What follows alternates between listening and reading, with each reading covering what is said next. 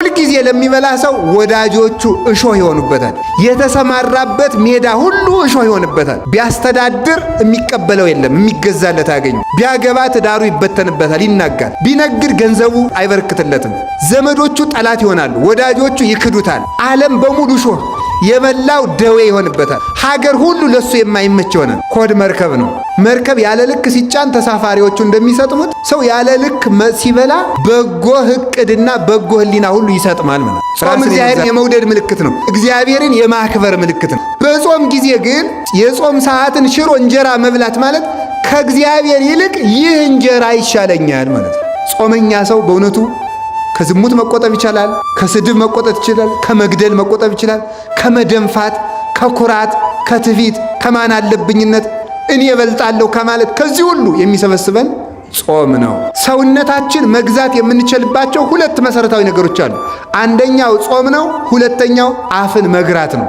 የኃጢአት ይቅርታ የሚገኘው በጾም እንደሆነ የነነዌ ሰዎች በቂ ማስረጃ ነው። እግዚአብሔር ባህሪው ንጹሕ ስለሆነ በረከሰ ቦታና በረከሰ ሰውነት አድሮ አይኖርም። ጾም ደስታን ያጎናጽፋል። ልፋት፣ ድካም፣ ስራ፣ ፍቶት፣ ደዌ እንዲህ ያለው ነገር ሁሉ የሚሰለጥነው ጾምን በመሻር ነው። ደዌ ደግሞ የሚርቀው በአንጻሩ ውጣ ውረድ የሚርቀው ምንም የማያተርፉበት ድካም የሚርቀው ትንሽ ሰርቶ ብዙ በረከት ማግኘት የሚመጣው ከጾም የተነሳ ነው። በረከትን ከኛ ጋር አጽንቶ የሚያኖረው ጾም ነው። ጾም የሚፈውሰው የነፍስን ቁስል ነው። ነፍስ ስትፈወስ ደግሞ ስጋ ይፈወሳል። ጌታችን ኢየሱስ ክርስቶስ የታመሙ ሰዎችን ሲፈውስ ምንድን ነበር የሚለው? ጆሮህ ድኗል፣ አፍህ ድኗል፣ ወገብህ ድኗል፣ እግርህ ድኗል ሳይሆን የሚለው ኃጢአትህ ተሰረየችልህ ነበር የሚለው። ኃጢአትህ ተሰረየችልህ የሚለው ለምንድን ነው? ሁልጊዜ ስንጾም አጋንንት ይርቃሉ፣ ክፉ ሕሊና ይርቃል፣ ፍቶት ይቀነሳል። ጾም በስጋ ሲገራ ሕሊና ለልብ ይገዛል፣ ልብ ደግሞ ለእግዚአብሔር ይገዛል። በጾም እግዚአብሔር መውደዳችን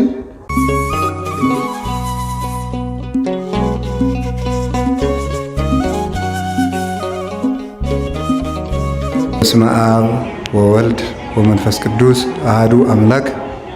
በባህሪው ሞት በመንግሥቱ ሽረት የሌለበት ቅድመ ዓለም የነበረ ዓለምን የፈጠረ ዓለምን አሳልፎ የሚኖር የአባቶቻችን አምላክ ቅዱስ እግዚአብሔር በሀብት ስቦ በረድኤት አቅርቦ ስለሰበሰበን በቅዱስ ቤቱም እንድንኖር ስለፈቀደልን ቃሉን እንድንማርም ስለፈቀደልን ስሙ የተመሰገነ ይሁን። እናታችን ቅድስት ድንግል ማርያም ወላዲተ አምላክ፣ ቅዱስ መስቀሉ፣ ቅዱሳን መላእክት፣ ነቢያት፣ ሐዋርያት፣ ሰማዕታት፣ ደናግል፣ መነኮሳት፣ ቅዱሳን ሁሉ እግዚአብሔር ያከበረው ስማቸው የተመሰገነ ይሁን። በረከታቸው ይደርብን። የተከበራችሁ የእግዚአብሔር ቤተሰቦች፣ ሊቃውንተ ቤተ ክርስቲያን፣ መምህራን፣ ካህናት፣ ዲያቆናት፣ ሁላችሁ ምእመናን አንድ አምላክ በሚሆን በአብ በወልድ በመንፈስ ቅዱስ ስም እንደምን ዋላችሁ? እንደምን ሰነበታችሁ? እንደምን አመሻችሁ? ቸሮ አምላካችን እግዚአብሔር እስከዚች ቀን ሰዓት ስላደረሰን ስሙ ይክበር ይመስገን። በመካከላችን ተገኝቶ እንዲያስተምረን እንዲመክረን ቅዱስ ፈቃዱ ይሁንልን። ጾም ምንድን ነው ከሚል እንጀምራለን። ጾም ምንድን ነው? የጾም ዘይቤያዊ ፍቹ ይኖራል። እንደገና ደግሞ ምስጢራዊ ወይም ግብራዊ ፍቺ አለው። ጾም በቃሉ ሲተረጎም ጾምሰ ተከልኦተ ብሲ እመብል በጊዜ ውቅ በውስተ ሕግ ይላል። ፍትሐ ነገሥት አንቀጽ 15 ላይ 318ቱ ሊቃውንት ሲናገሩ ጾም ማለት የሰው ከመብል መከልከል ነው። ጾም ማለት በሕግ በታወቀ ጊዜ የሰው ከመብል መከልከል ጾም ይባላል። ዝም ብሎ ጊዜ አይደለም። በሕግ በታወቀ ጊዜ፣ ለሁሉም ጊዜ አለው። ለምሳሌ ለጾመ ነቢያት አለው እስከ 9 ሰዓት ነው። ጾመ ገሃድ እስከ ምሽት 1 ሰዓት ነው የሚጾመው። ጾመ አብይ ጾም የመጀመሪያው ሳምንት እስከ 12 ሰዓት ይጾማል። 40ው ቀን እስከ 11 ሰዓት ይጾማል። ሰሙነ ሕማማት ደግሞ እስከ 13 ሰዓት ወይም እስከ ምሽት 1 ሰዓት ይጾማል። ዓርብ ረቡዕ ወይም ጾመ ድህነት ይባላል። እነዚህ ደግሞ እስከ 9 ሰዓት ይጾማሉ። ምክንያት አላቸው። እነሱ እናመጣቸዋለን በጊዜው። ጾመ ነነዌ እስከ 9 ሰዓት ነው። ጾመ ፍልሰታ እስከ 9 ሰዓት ይጾማሉ። ጾመ ሐዋርያትም እስከ 9 ሰዓት ይጾማል ማለት ነው። ይህንን ከአቅም በላይ የበለጠ የሆነ ደዌ የሌለበት ሰው በዚህ ሰዓት መብላት አይችልም። ቢታመምም አራስ ቢሆንም እንኳ ምን አይነት ሰው ነው ይሄን ጾም መሻር የሚችለው? ምግብ መውሰድ አቁሞ ውሃ በጥጥ የሚወስድ ሰው ነው።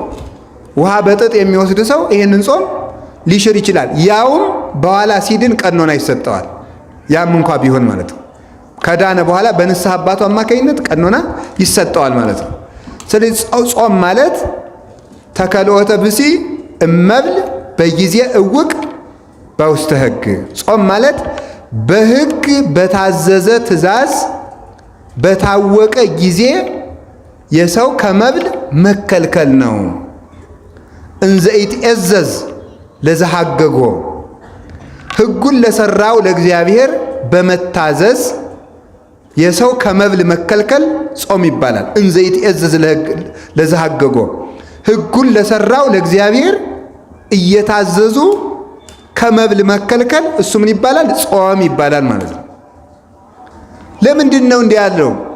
ለስርየተ ኃጢአት፣ ለኃጢአት ስርየትን ያገኝ ዘንድ ወለብዝሃ እሴት ብዙ ደስታንም ተመልከቱ ያገኝ ዘንድ ፈቂዶ ይኪያሁ ከመ ያድክም ኃይለ ፍትወት የፍትወት ኃይል ይደክም ዘንድ ድል ይነሳ ዘንድ ከመልከቱ የፍትወት ኃይል ድል ትነሳ ዘንድ ደመ ነፍስ ለሕያዊት ነፍስ ትገዛ ዘንድ የሰው ልጅ ከመብል ሲከለከል ጾም ይባላል። ተመልከቱ፣ ሰው ሲጾም እነዚህን አሁን ያልናቸውን ነገሮች ነው የሚያገኛቸው። ምንድን ነው የሚያገኘው ሲባል ስርየተ ኃጢአት ያገኛል። የኃጢአት ይቅርታን ያገኛል። ሰው ሲጾም ማለት ነው የኃጢአት ይቅርታን ያገኛል። ለምሳሌ ተመልከቱ፣ ቅዱስ ዳዊት የኃጢአት ይቅርታን ያገኘው በጾም ነው። ከመብል ተከልክሎ በገዛ እንባው ያበቀለው ሰርዶ ተብትቦ እስከሚይዘው ድረስ ከመሬት ላይ ወድቆ የጸለየበት ያንን ሰርዶ ጋሻ ጃግሬዎቹ መጥተው ሰርዶውን ቆርጠው እስከሚያወጡት ድረስ እያለቀሰ ቅዱስ ዳዊት ቢጾም የኃጢአት ይቅርታን ሰጥቶታል። እግዚአብሔር መንግስቱን መልሶለታል። በምኑ? በጾሙ ምክንያት ማለት ነው። ስለዚህ ጾም የኃጢአት ይቅርታንና ስርየትን ያሰጣል። ሁላችሁ እንደምታውቁት ታሪኩን ለመድገም አይደለም፣ የኃጢአት ይቅርታ የሚገኘው በጾም እንደሆነ የነነዌ ሰዎች በቂ ማስረጃ ነው። ጠቅላላ በሀገሪቱ ላይ የታዘዘው ዕዳ ወይም መቅሰፍት የተመለሰው በጾም ምክንያት ነው። ይቅርታ አገኙ። ከልሂቅ እስከ ደቂቅ ከመኝታ ተከልክለው ጥጃ ከላም እንዳይጠባ እንኳን ከልክለው ሕፃን ልጅ የእናቱን ጡት እንዳይጠባ ከልክለው ቢጾሙ በሀገሪቱ ላይ ታዞ የነበረው መቅሰፍት ምን አገኘ? ይቅርታን አገኙ። ስርየትን ሰጣቸው እግዚአብሔር። እንዲያውም እኮ እግዚአብሔር ለነነዌ ሰዎች ያስነገረው ምንድን ነበረ? እስከ ነሰሉስ ዕለት ትትገፈታ አባይ ነነዌ አባይ ሀገር፣ ታላቂቱ ሀገር ነነዌ በ3 ቀን ትገለበጣለች ብሎ አዋጅ አስነገረ። እነዚህ ሰዎች ሲጾሙ የኃጢአት ይቅርታን ሰጥቶ እግዚአብሔር በእነሱ ላይ የላከው እሳት ዛፍ ላይ ወጥቶ ፍርዱ እንዳይታጎል ከዛፉ ላይ አርፎ ከዛፉ ጥቂት በልቶ ከመሬቱ በልቶ ጥቂት ተመልሷል። ሰዎቹን አገሪቱን ሳያቃጠል ማለት ነው። ስለዚህ ጾም የኃጢአት ይቅርታ ምንጭ ነው። ቅዱስ ባስልዮስ ዘቂሳርያ አንድን ሰው ለጠንቋይ የተገዛን ሰው በንስሐ ስርየት ያሰጠው 40 ቀን አጽሞ ነው።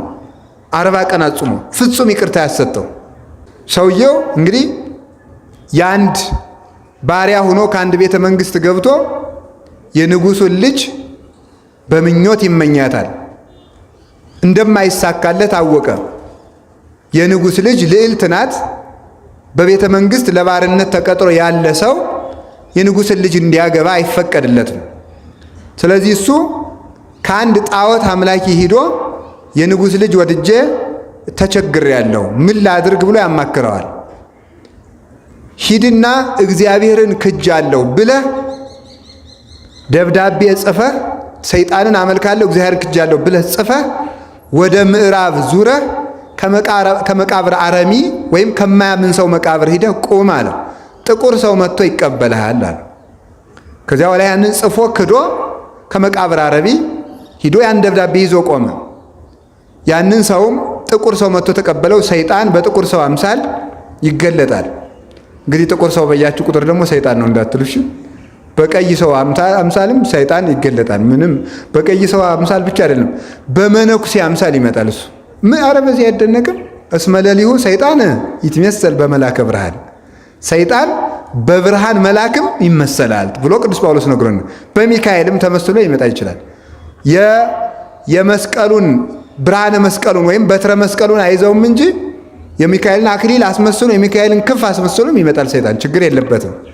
ባይታውም ይመስላል እሱ። እግዚአብሔርንም እመስላለሁ ቢል ምን ያቅተዋል? እሱ ይመስላል ይላል፣ ይመስላል እኮ እግዚአብሔር ነኝም ይላል። ክርስቶስን ተመስሎ እንደሚመጣ ተጽፏል። ስለዚህ ተቀበለው። ከዚህ በኋላ ያ ሰይጣን በዚያች ሴት ልብ የዚያን ሰውዬ የዚያን ባሪያ ፍቅር በልቡናዋ አሳደረባት። ሲገባ ደረቱን ሲወጣ ባቱን እየተመለከተች በሐፀ ዝሙት ተነደፈች፣ በዝሙት ቀስት ተወጋች ይላል። ከዚህ በኋላ ዘለሽ ውደቂበት አሰኛት። እሱን ፈጽማ ወደደችው። ይሄን ልጅ ካላጋባችሁኝ ታንቄ ሞታለሁ አለች። አጋቧት ማለት ነው። በኋላ እሷ ክርስቲያን ስለሆነች አንተ ሰው ቤተ ክርስቲያንን ሂድ፣ ሌላ ጊዜ እንሄዳለን፣ እንቁረብ፣ ሌላ ጊዜ እንቆርባለን እያለ ያስቸግራታል። ሲያስቸግራት ምንድን ነው ብላ አስጨንቃ ያዘችው።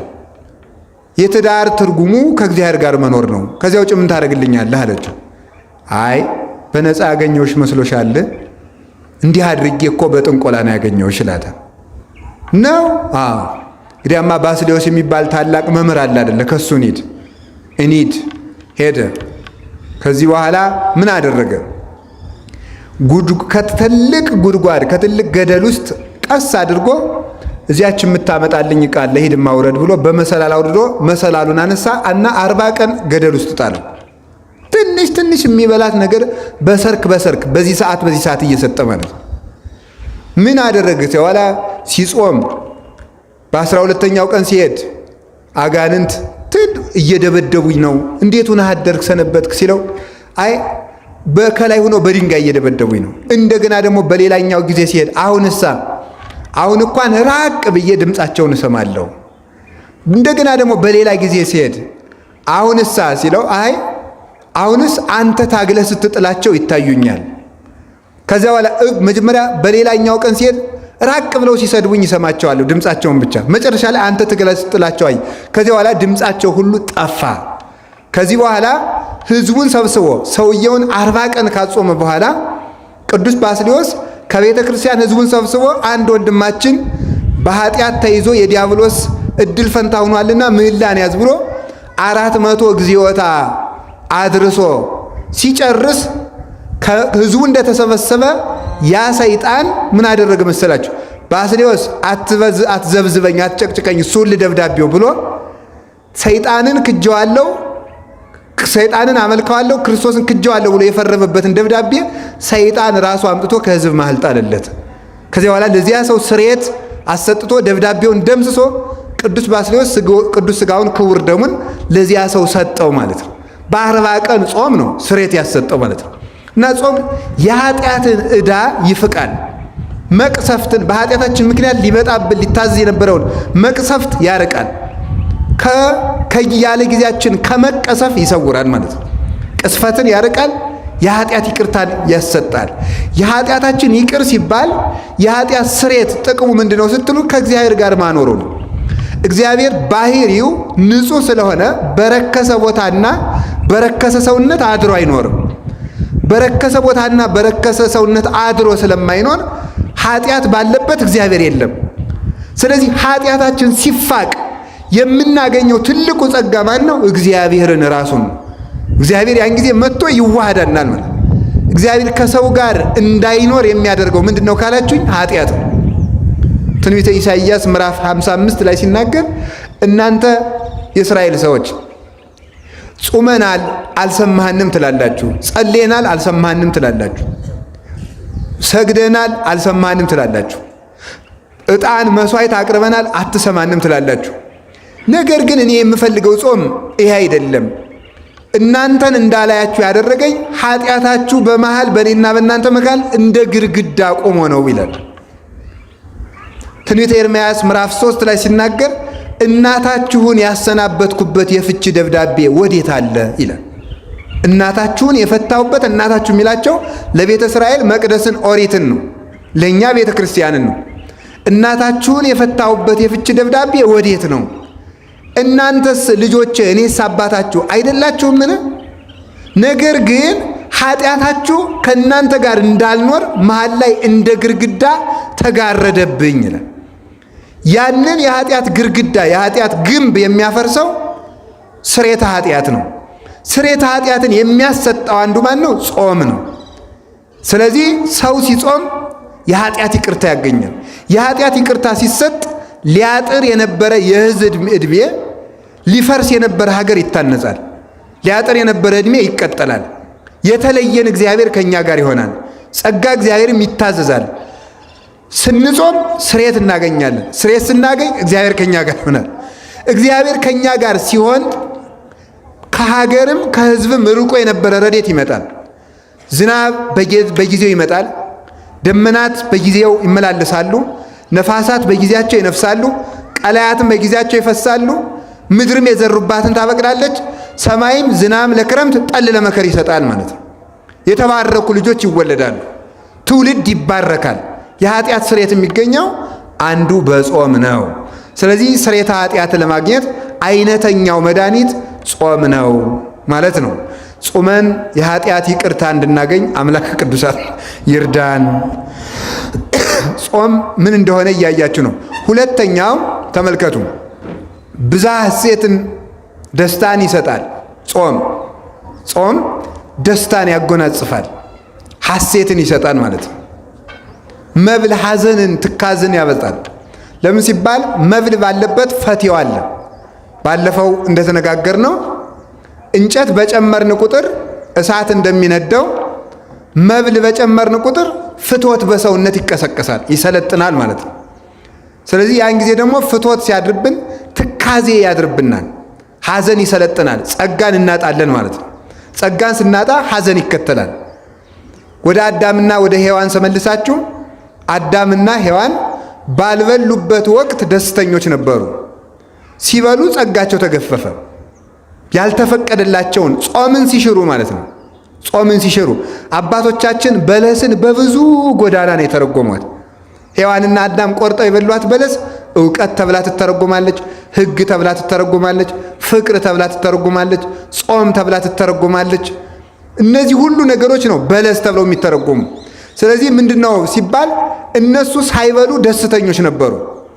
ያልተፈቀደላቸውን ሲበሉ ግን ጸጋቸው ተገፈፈና ሐዘንተኞች ሆኑ። ስለዚህ ሰው በለስን መሻር፣ አዳምና ሔዋን በለስን በሉ ማለት ሰው ጾምን ሻረ ማለት ነው። ሰው ጾምን ሻረ። በለስ ለአዳም የተሰጠችው በጾምነት ነው። ጾም ናት ያቺ። ስለዚህ ያቺ ጾም ስትሻር ጸጋ ተገፈፈ። ጸጋ ሲገፈፍ ሐዘን ሰለጠነ ማለት ነው። ስለዚህ ለሔዋን በሕማም ለዲ ወወሊደኪ ይኩን ምግባይኪ ሀበ ምትኪ ተባለ። በሕማም በጭንቅ ውለጅ ተባለች። ፈቃድሽም ወደ ባልሽ ይሁን። አዳምም ጥረህ ግረህ ብላ። ልፋት፣ ድካም፣ ስራ፣ ፍትወት፣ ደዌ እንዲህ ያለው ነገር ሁሉ የሚሰለጥነው ጾምን በመሻር ነው። ደዌ ደግሞ የሚርቀው በአንጻሩ ውጣ ውረድ የሚርቀው ምንም የማያተርፉበት ድካም የሚርቀው ትንሽ ሰርቶ ብዙ በረከት ማግኘት የሚመጣው ከጾም የተነሳ ነው። ስለዚህ ጾም የደስታ ምንጭ ሲሆን መብል ደግሞ የሐዘንና የትካዜ ምንጭ ነው። በረከትን ይገፋል ማለት ነው።